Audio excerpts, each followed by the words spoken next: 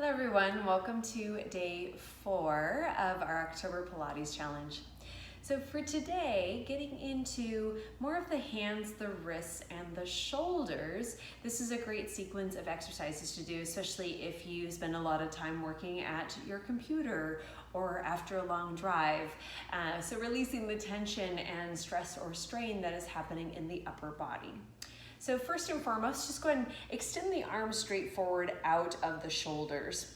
We are going to use the core because it is Pilates. So also feeling the sense of that lift that can happen through your abdominal muscles, right? Drawing the abdominal muscles in and wrapping the ribs towards your center. I'm sitting cross-legged, but honestly, sit how it feels most comfortable for your knees, your hips, and your ankles, please. From there, reaching those arms straight forward, not locking any of the joints, but feeling a sense of length, and then that reach, tailbone to head. So I'm feeling that elongation across the spine. Then flexing and extending the wrists back and forth a few times, feeling a sense of elasticity around the wrist and the forearm. We'll start feeling some fun sensations in those muscles, depending on what type of tension is going on in your body today. Let's do one more, and just going nice full range of motion, and then pause. Go ahead and make 2 fists, and then I like facing the forearms towards each other, right? So that you can think of the bend of your elbow pointing outwards. Now keeping the arm still, so it's not going to rotate as we go into this exercise. Go ahead and circle the wrists around, getting that nice full stretch around the wrist itself. And again, keeping the forearm stable. And one more, and then reverse. 5, and 4, and 3, and 2, and 1. You'll notice commonly that when we rotate, right, that the forearm wants to roll through as well. It's slightly different movement than if you keep the forearm stable as you do that work. And you'll be able to get a little more release, especially in the inside of the wrist on that exercise. So going back to those hands directly to the front, let's go ahead and put all the fingers away except for your little finger. So now we get into finger exercises. So now just take the pinky and draw a little circle with your pinky for 3, and 2, and 1. Do the best you can. And then reverse that for 3, and 2, and 1. Fantastic. Put that pinky away. Now this one's always fun. Try to point your ring finger out as best as you possibly can. This finger tends to not have a lot of stretch on it by itself. So with some practice, try to do what you can within that, right? And now sitting up long and tall, circling that finger around 3, and 2. It's usually a really tiny circle, and 1. And then reverse 3, and 2, and 1. Wow, the stretch on that, right? And now the middle finger, which will generally be much easier, and circle for 3, and 2, and 1, and then reverse that for 3, and 2, and 1, and putting that away, pointer finger, 3, and 2, and 1, and then reverse 3, 2, and 1, and now the thumb, again, going for a nice full range, 3, and 2, feel that nice stretch, 1, and then reverse, 3, and 2, and 1. Good, expand through the fingers, jazz hands, and release. And let's do it one more time, expand through the fingers, and release. Fantastic. You should feel a little more warmth in all of those wonderful muscles around the fingers and the hands. So then pressing the palms together, let's draw the elbows out to the side, and we're gonna do this little stretch on the wrist. And this is more about the wrist rather than a spiritual gesture of things. I'm gonna keep the wide chest. I'm gonna draw my shoulder blades expansive, and then think of lengthening the elbows to the sides as you gently press the wrist through the center. Now within this, we're getting a little isometric. You're pressing into the hands, and then you're trying to see what kind of flexion you can create in the wrist itself.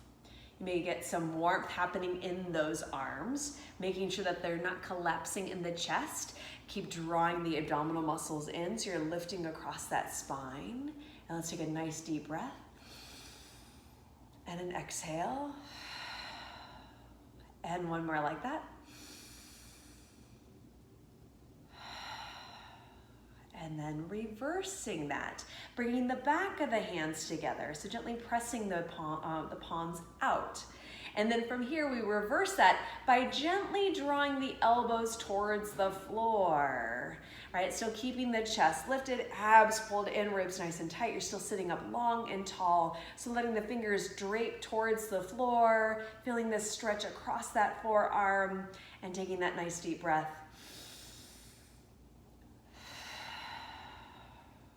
And one more.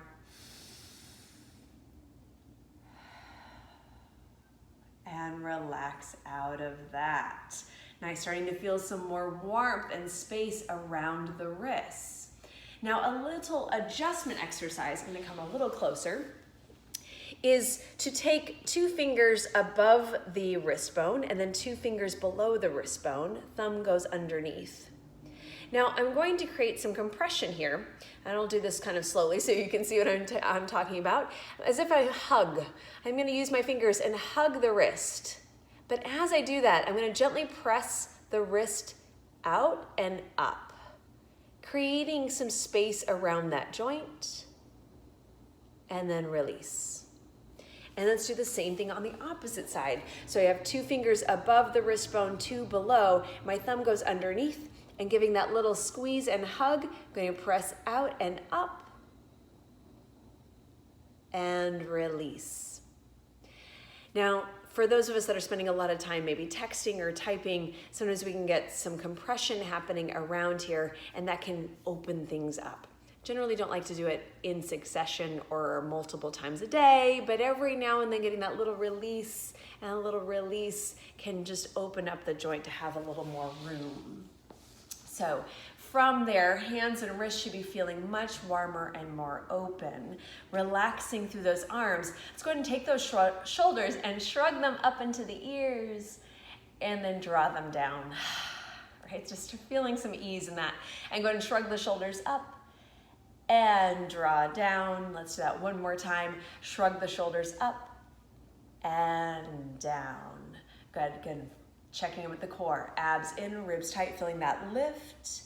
And now lengthening through the neck. So feeling a little stretch to the back of the neck, right? Much like we have been doing as we lay on the floor. Now trying to feel that sense of space across the back of the neck. I'm gonna mirror you as we do this. So go ahead and tilt that head up and over to your right side.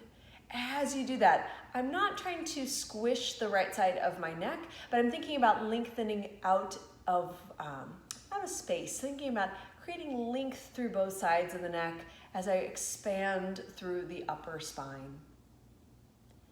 Now expanding on that, I invite you to listen to your neck muscles.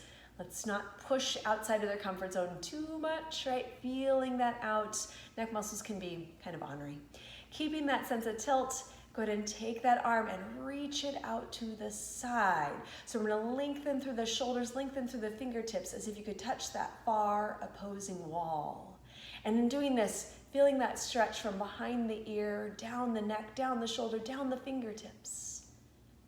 You may even get some tingly sensations into the fingers. And then keep reaching outwards as you slowly lengthen that arm out and as far from you as possible along the floor, reaching through the whole arm.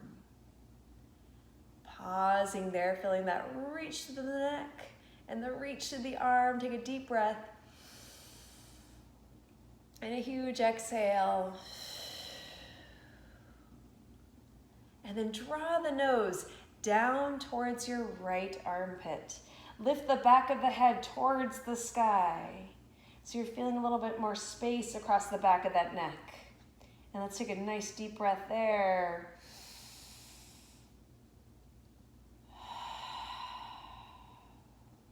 Slowly rotate the nose to front and the head to center, and then release that arm. Beautiful. Notice any little tingly or sensations or little nerve sensations that are also happening as we are opening things up.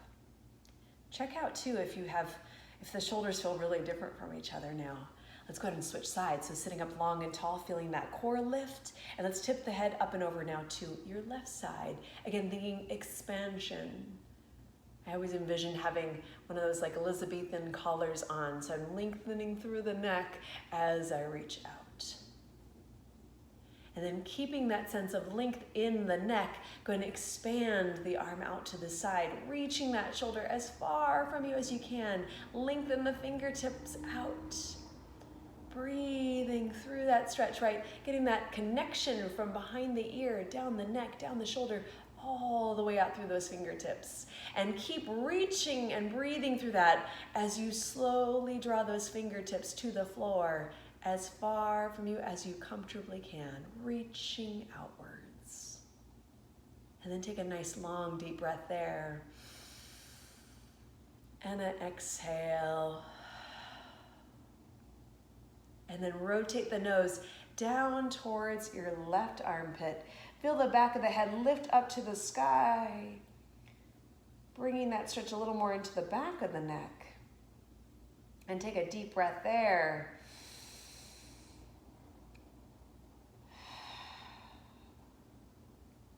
Slowly rotate the nose to front and the head to center and release.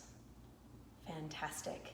Getting a little more space into the fingers, the wrists, the arms, the neck, feeling hopefully a little more open and a little more relaxed into the upper body.